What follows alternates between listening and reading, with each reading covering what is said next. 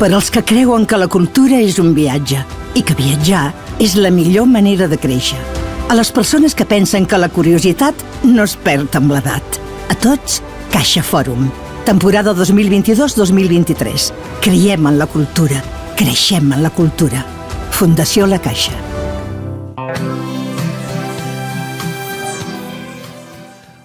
Hola, buenas tardes. El otro día nos quedamos a medias con Ernesto Icácer, que todo lo que hace lo hace muy bien. Hizo un libro muy bueno sobre el rey Juan Carlos. Nos tuvimos que quedar a medias porque salieron muchas preguntas y es tan bueno que le he dado la opción de volver y él ha sido tan amable de venir. Y como cada semana, pues acabaremos haciéndole las preguntas de rigor que siempre hacemos. ¿Qué tal, Ernesto? Buenas tardes, ¿cómo estás? Muy buenas tardes, muchas gracias por continuar la entrevista. Pues venga, la opción de que Villarejo pudiera comprar a la policía, como ha hecho otras ocasiones, en este caso se dio también.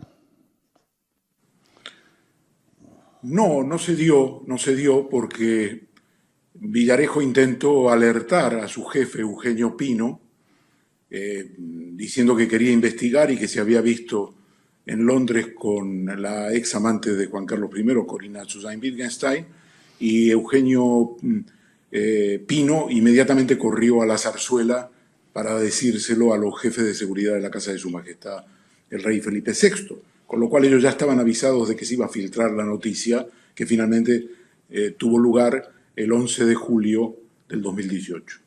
¿La justicia suiza es la comadrona de las diligencias de Juan Carlos en España? Ha sido la comadrona de las diligencias porque todos los intentos que hubo en la Audiencia Nacional eran intentos para enmascarar la situación y de alguna manera amedrentar a Corinna Susan-Wittgenstein en Londres. Esas fueron las actuaciones de la Audiencia Nacional. Juan Carlos quería desvincularse de ese dinero, o sea, de la comisión, porque él temía que se supiera, que como se acabó sabiendo, ¿no? Bueno, esto está bastante bien explicado en las audiencias en Suiza, que yo reproduzco completas por primera vez, donde el fiscal de Ginebra, el señor Yves Bertosa, convoca a todos los encausados, a todos los que son imputados. Me refiero a Dante Canónica, que era el abogado del rey Juan Carlos I, a Arturo Fasana, su gestor en Ron Gestión, que es una empresa de gestión de capitales y sobre todo de dinero oculto a la hacienda española, de españoles en el exterior, y también a Corinna Susan-Wittgenstein, que estaba encausada, imputada, y al Banco Mirabeau, donde se transfirieron los 100 millones de dólares, 64,8 millones de euros el 8 de agosto del 2008. Digamos que Juan Carlos I, en un momento determinado, pues considera, en el año 2012, que la cuenta que tiene el Banc Mirabeau, la cuenta de la Fundación Lucum, que es una fundación panameña, es una bomba de relojería. Así lo cuenta Dante Canónica, el abogado del rey, al fiscal Bertosa en el interrogatorio. Y el fiscal Bertosa le dice, pero ¿y por qué desheredó? Le pregunta, ¿por qué desheredó Juan Carlos I a su hijo, a Felipe, al príncipe Felipe en aquel momento, en el año 2012? Canónica le dice, mire, yo no lo sé, pero lo que sí le puedo decir es que él consideró que esa cuenta en Suiza era una bomba de relojería y en aquel momento Suiza se estaba haciendo convenios con la Organización de Cooperación y Desarrollo Económico, con los principales países industrializados, entre los cuales está España, y tenía que aumentar la cantidad de información fiscal que existían. Entonces, esa reforma fiscal en Suiza, desde el punto de vista legal, es lo que de alguna manera precipitó la decisión de Juan Carlos I de cambiar la titularidad de esos 64,8 millones de euros y poner a nombre de Corinna el dinero. ¿Por qué se meten tanto con la comisión, tanto los suyos como los españoles, si liquidan los impuestos? Porque es sabido que muchas casas reales, los monarcas cobran comisiones por representación. Eso es de toda la vida. Y sin embargo a Juan Carlos no se le perdona. Bueno,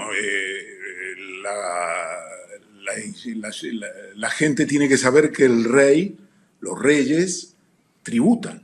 El hecho de que sean reyes no les eximen de tributar. Lo que No, ha eso hecho Juan desde Carlos luego. I es al ocultar a la Hacienda Española un capital, en este caso son 64,8 millones de euros, no los declaró en España, los ocultó en Suiza, en una cuenta de la cual el primer titular era él y el segundo titular era el príncipe de Asturias entonces, Felipe VI después.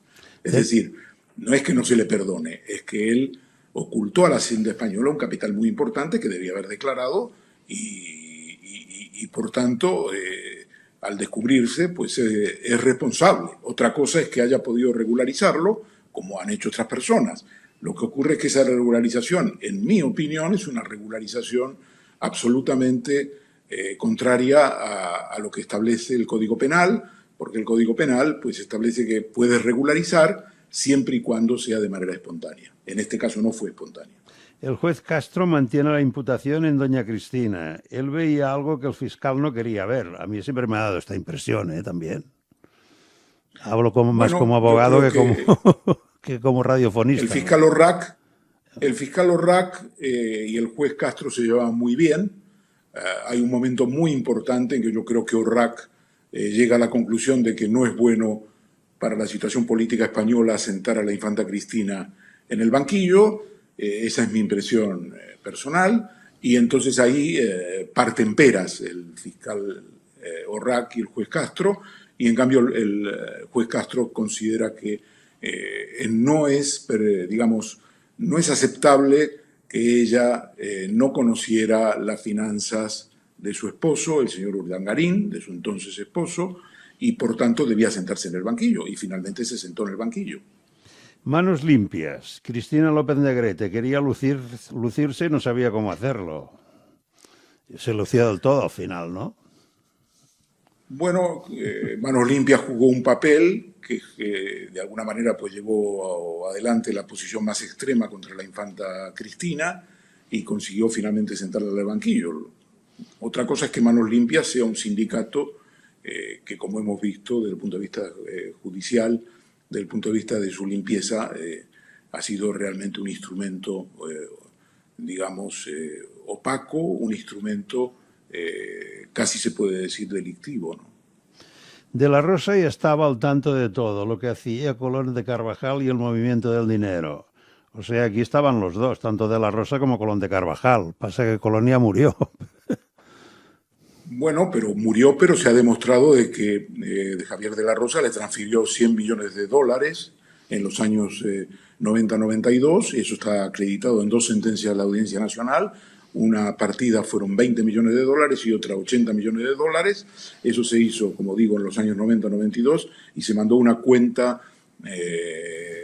en Suiza de Manolo Colón de Prado y Carvajal, Manolo Prado, como le conocíamos todos, una cuenta que tenía en la Banque Sogenal, Société Générale de Administración, en Ginebra, y eso se acreditó. Lo que no se acreditó es qué pasó después, una vez que Manolo Prado recibió el dinero.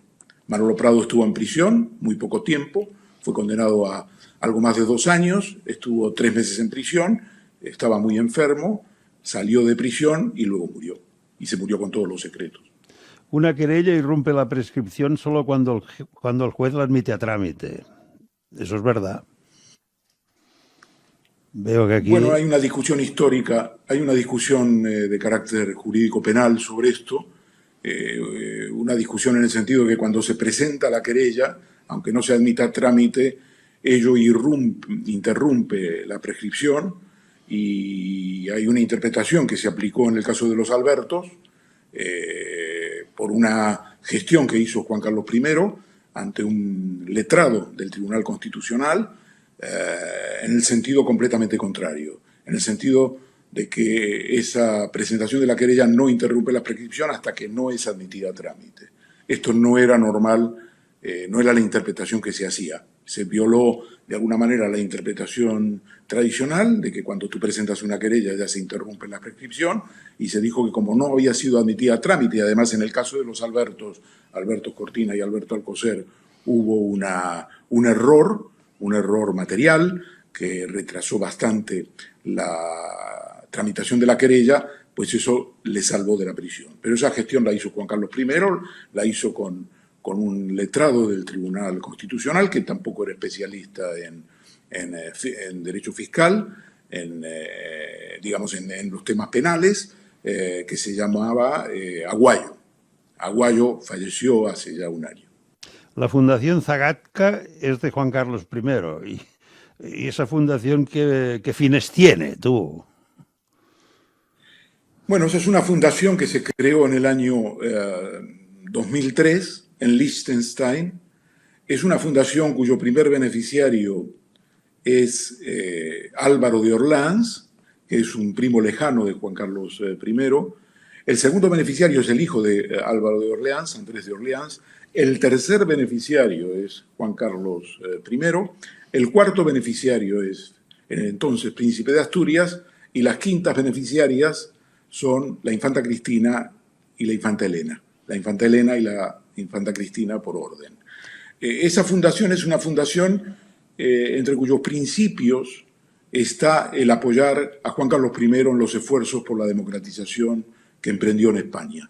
Pero es una fundación que se ha utilizado para muchas cosas, por ejemplo, para comprar un regalo de armas a una empresa vasca, de escopetas, de rifles, para Juan Carlos I. Se ha utilizado para pagar alrededor de 7 millones de euros en viajes privados de avión de Juan Carlos I con posterioridad a su abdicación, es decir, a junio del 2014, y se ha empleado para distintas actividades que realmente exceden con mucho las funciones de una fundación. Una fundación que, como digo, el tercer beneficiario es Juan Carlos I y el cuarto beneficiario y quinto beneficiario los hijos de Juan Carlos I. Es un buen regalo, 65 millones de euros, ¿eh? Bueno, los 65 millones de euros no tienen que ver con Zagatka. Los 65 millones de euros tienen que ver con la Fundación Lucum. Y como digo, eso no fue un regalo, eso fue un intento de Juan Carlos I de seguir controlando el dinero, cambiando la titularidad. Y probablemente, según la versión que ha dado Corinna Zusain-Wittgenstein, probablemente para recuperar esa relación que ya estaba rota. Las prácticas de churning no creo que se den en España por lo complicado que es, y las explicaciones que hay que dar no creo que estuviera tan capacitado este buen señor para poder explicarse, ¿no? El churning. No lo creo. Un poco atrevido a hacer el jaque a Felipe VI, ¿no? Porque este chaval no está para demasiadas pamplinas. Bueno, lo que pasa es que la estrategia, esto es muy interesante, yo publico en el libro las cartas, 3 cartas que son importantes, del año 19 y 20, 2019 y 2020, las cartas que envía el bufete de abogados de Corinna Zusain-Wittgenstein tratando de llegar a un pacto con la casa de Su Majestad el Rey, Felipe VI. La primera carta le explica que hay dinero de por medio, que son 64,8 millones de euros, 100 millones de dólares de la época, del año 2008, que hay una fundación Lucum, que por si no lo sabe Felipe VI, él es el segundo beneficiario, el primer beneficiario era Juan Carlos I. También le informan de la fundación Zagatka, que funciona a través de Álvaro de Orleans y de la cual también Felipe, entonces príncipe de Asturias, era beneficiario, y las infantas Elena y Cristina también, le informan de todo esto y dicen, oiga, nosotros queremos llegar a un pacto. No queremos que Juan Carlos I, a través del CNI, del Centro Nacional de Inteligencia, y a través de el que entonces era el director, el señor San Roldán, Félix San Roldán, el general, Félix San Roldán, nos acose en Mónaco, en mi casa de Mónaco, en mi casa de Londres. Queremos llegar a un pacto. Nosotros no queremos hacer daño a la monarquía española, lo que queremos es pactar con usted. Después de esas cartas, Juan Carlos I aparece en escena porque Felipe VI le pasa la carta de los abogados y se va a Londres. Esto es el 16 de marzo del 2019. Se va a Londres y se ve con Corinna. y no llegan a ningún pacto.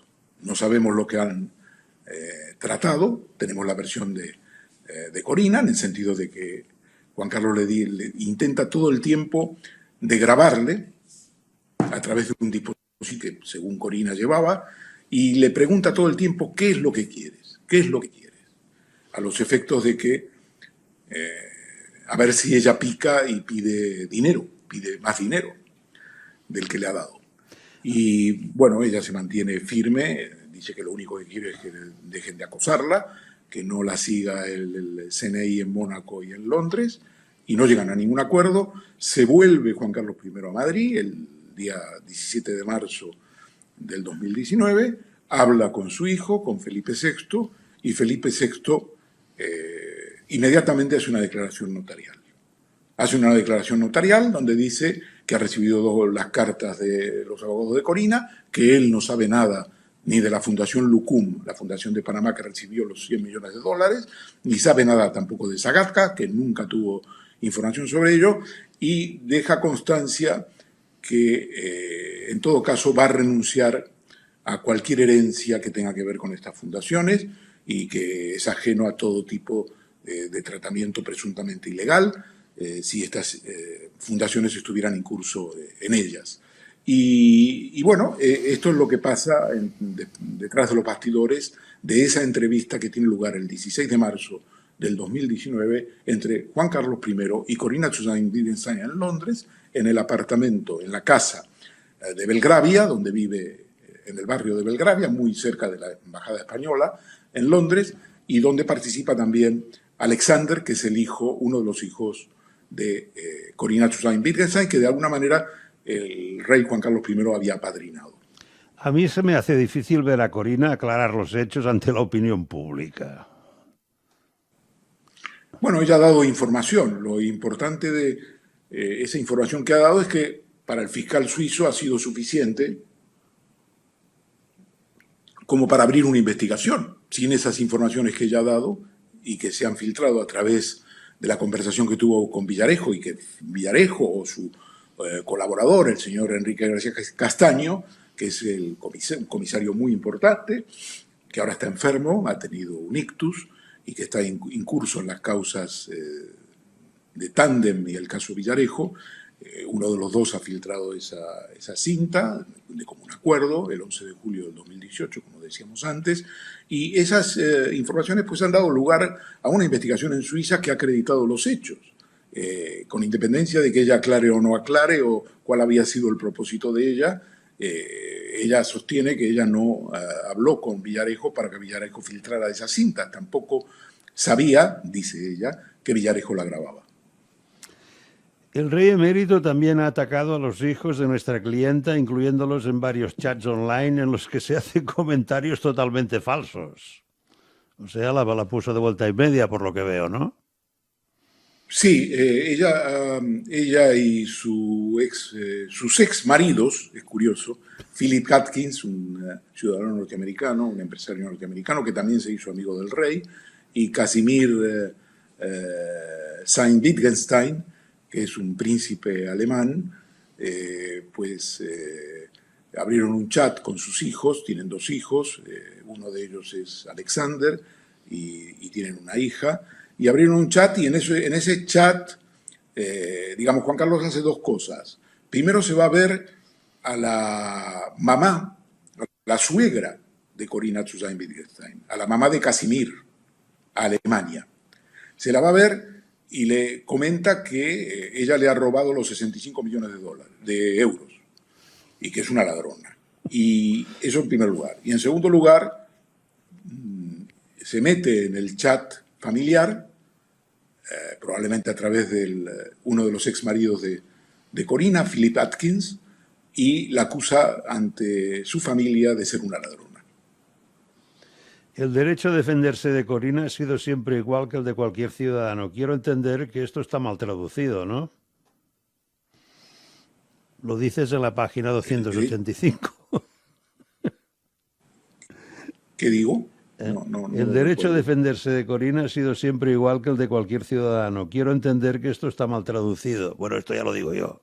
aquí lo pone, enviamos copias de esta carta al secretario privado de Su Majestad la Reina Leticia y a Garrigues. Esperamos su respuesta ante la fecha señalada. Si no recibimos respuesta, nuestra cliente ejercerá plenamente su derecho a defenderse. Por esto digo que el derecho de Corina a defenderse es el de cualquier ciudadano. Sí, bueno, eso no lo digo yo, lo dice la carta que envían los abogados a la casa de Su Majestad el Rey. Le están diciendo que si efectivamente continúa la táctica de acoso, pues ella se defenderá y dirá cosas, eso es tan así que ella ha presentado una demanda civil en diciembre el 29 de diciembre, si mal no recuerdo, de 2020, ante el Tribunal Superior de Justicia de Inglaterra por presuntos actos de acoso, seguimiento ilegal de agentes del CNI en Londres y Mónaco y difamación. Por lo tanto, ella está ejerciendo el derecho a defenderse que había enunciado en esa carta. En aquella carta que hemos comentado, todavía no se había presentado esa demanda. El Tribún se pasa por el forro el secreto bancario ¿no? O sea, el periódico El Tribún se pasa por el forro el secreto bancario. Ah, la Tribune, no, la Tribune de Genève es un periódico La Tribune de Genève, sí, perdón.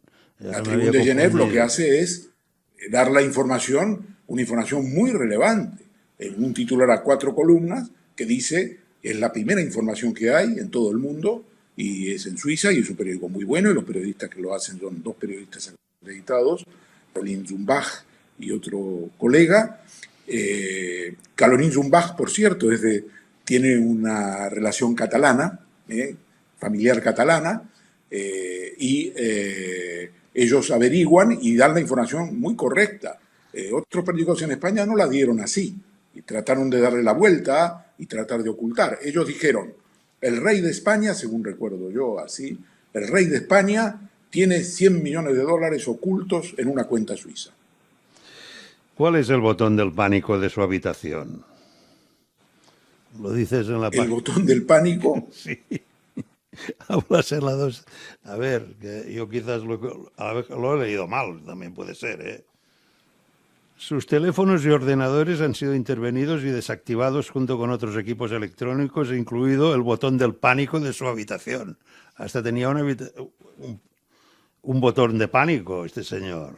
Hablamos de Juan Carlos. ¿Pero eso quién lo dice? Esto me parece que es de Corina zu Bekenstein. Está lista para presentar el caso explosivo en el alto tribunal. Y entonces explica todo esto y habla de aquí que tiene un botón de pánico. Por eso me llamó la atención. Sí, bueno, yo creo que es una expresión que ella utiliza para, de alguna manera es una metáfora de la situación que se ha creado entre ella y Juan Carlos I, me parece. Bueno. No lo tengo muy presente. Corina está dispuesta, con tal de librarse de la cárcel, de armar la guerra sin cuartel. Esta iba por todas, ¿no? Bueno, ella fue acusada, como sabes, en la Fiscalía Suiza, la Fiscalía Helvética, la Fiscalía de Ginebra, de un delito de blanqueo de capitales. Ahora ya no lo está porque la causa se cerró, el fiscal Bertosa no pudo demostrar que el delito de blanqueo de capitales había un delito subyacente. Eso quiere decir que, aparte de cambiar la titularidad, tenía que haberse acreditado que era una comisión. No se pudo acreditar que era una comisión pagada en Saudí, Abdulaziz, por las gestiones de la adjudicación del AVE del desierto, el AVE Medina La Meca en el año 2011. Eso no se ha podido acreditar, entre otras cosas, porque Arabia Saudí no contesta comisiones rogatorias o cuando las contesta directamente niega todos los hechos. Y entonces ya, digamos, estuvo entre el año 2018 y el año diciembre del 2021 imputada. Fueron 3 años y ella se dedica a los negocios. Quiero decirte que ser imputada, pues evidentemente para ella fue un golpe muy duro. Los beneficiarios se convertirán en propietarios de los activos que se les entreguen. Efectivamente, eso dice en la fundación. Te estás refiriendo al acta de la fundación, de una de las fundaciones, de las 2 fundaciones en realidad. La Fundación Lucum, la Fundación Zagatka. Por eso Felipe VI, en esa declaración notarial que hemos comentado, dice que él renuncia a esas fundaciones en el caso de que, como se ha podido acreditar, él era uno de los miembros. En el caso de Lucum era el segundo beneficiario, había solo dos beneficiarios, uno era Juan Carlos I y otro era Felipe VI. En el caso de Zagatka, Juan Carlos I era el tercer beneficiario y Felipe, entonces príncipe de Asturias, era el cuarto beneficiario. Bueno, y para ir acabando, ¿Bertosa juega a Robin Hood para su gloria personal? Bueno, Bertosa es una persona que ha desarrollado una gran actividad para demostrar que Suiza no es un paraíso fiscal, que no lo es, aunque efectivamente rige allí el secreto bancario, como rige en todo el mundo por otro lado. Hay una causa penal, las autoridades suizas levantan el secreto bancario. Eso se ha visto claramente en el caso de Juan Carlos I y en otros casos, como fue el caso de Mario en su día, en España, el presidente de Banesto. Se levantó el secreto bancario, en ese caso fue un juez de Lausanne, Jacques Santenen. En el caso también, Suiza cada vez es menos un paraíso fiscal. Y en ese sentido se puede decir que Bertosa es un juez atrevido, es un juez que probablemente tenga todavía mucha tela que cortar en Suiza. Él tiene 47 años ahora, 48 como mucho. Es el hijo de un gran fiscal general del Estado en Ginebra, del Bernard Bertosa, un hombre que ha luchado de manera despiadada contra la corrupción, y creo que él tiene todavía, el fiscal Bertosa, un camino que recorrer. Yo hablé con Bertosa, probablemente uno de los pocos periodistas que haya hablado con él, cuando se archivó la causa en diciembre del pasado año, en diciembre del 2021. Y le pregunté por qué no había declarado a Juan Carlos I. Porque toda la investigación va sobre esos 64,8 millones de euros, pero él no llama nunca a declarar a Juan I. Centra toda la actividad en Corina, en Dante Canónica, en Sana y en el Banc Mirabeau, pero no a Juan Carlos I. Y él me dice, bueno, tengo que decirte que me lo planteé. Claro que me lo planteé, porque yo dije, ¿usted no se lo ha planteado? Me dijo, claro que me lo planteé. Pero me dijo, de alguna manera, pues, me dio a entender que correspondía a España hacerlo. Que era más, digamos, un afer español ocuparse de Juan Carlos I. Yo creo que él no quiso citarla a declarar por temor a que se le acusara de demagogia, de ser, como me has dicho tú, un Robin Hood. Bueno, pues hasta aquí. Es un libro considerado un instant book, pero que da una información muy precisa de cómo el dinero del rey emérito ha ido funcionando. Yo recomiendo este libro porque, bueno, es fantástico, en mi opinión. Leer El rey al desnudo de Ernesto Icácer, Editorial B. Muchas gracias, Ernesto. Muchas gracias a ti. Vinga, saludos. Per als que creuen que la cultura és un viatge i que viatjar és la millor manera de créixer. A les persones que pensen que la curiositat no es perd amb l'edat. A tots, Caixa Fòrum. Temporada 2022-2023. Creiem en la cultura. Creixem en la cultura. Fundació La Caixa.